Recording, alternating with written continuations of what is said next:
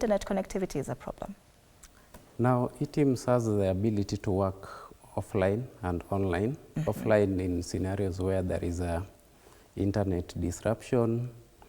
So it has the ability to be generating invoices.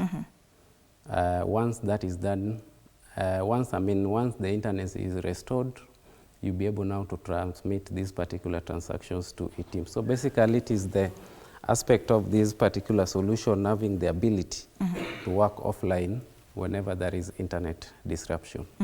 Yes. There have been concerns as well that, you know, this compliance cost could be passed down to the taxpayer in the form of higher fuel prices. So what's KRA's position with this? I think that is a discussion that the industry has been holding with the EPRA in collaboration even with the Treasury to see a way on how they can be able to get some either stipends or some waiver. Yes, and of course this particular implementation, it comes with it is cost effective in a way. You realize that whenever you do an integration, of course you will pay for it. That integration also qualifies for capital allowance that is enshrined on our Income Tax Act Cap 470, the second schedule. And now, on the other aspect where, because once a solution is installed, you'll be able now to do maintenance, regular maintenance. The cost that comes with the regular maintenance also qualifies as expenditures under the Income Tax Act. Yeah.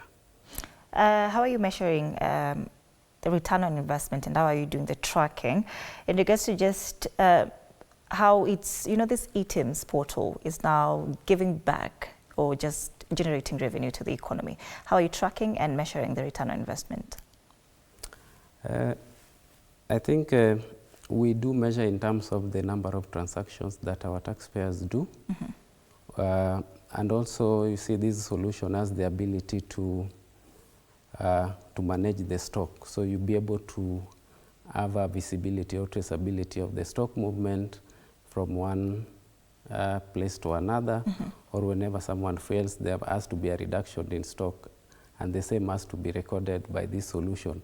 And therefore, it helps us now to determine whether you did,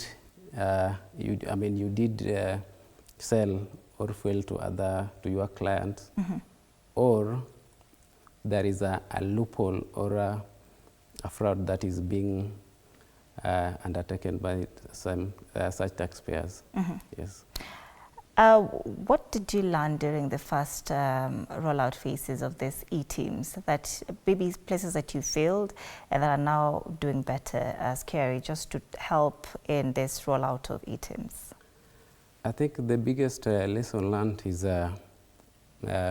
to enhance engagement and engagement with our stakeholders and even the dealers at the ground level, because without which you cannot be able to accomplish the objective that we had in ensuring compliance in this particular sector. So we learned that, and that is actually what we are improving on. The others were just minor issues where taxpayers could come on case-by-case basis. If he has an issue, we'll be able to sort them, and they were good to go. Yes. Any teething problems or challenges that you are facing right now in the rollout of eTIMS? I think it's mostly the responsiveness from the taxpayers, who are some are reluctant to onboard, some are also waiting whether my neighbor is onboarded or not. So that is a big challenge, because if a taxpayer can just be able to onboard from the word go and get guidance from the KRA, it becomes now an easy task from our end. But a scenario where you have to see whether your neighbor or your friend has onboarded is when now you onboard, it becomes a challenge. Yes. Of course, lack of trust is also an issue in regards to data privacy. So what are you doing as KRA just to ensure that even as these petrol stations comply with these eTIMS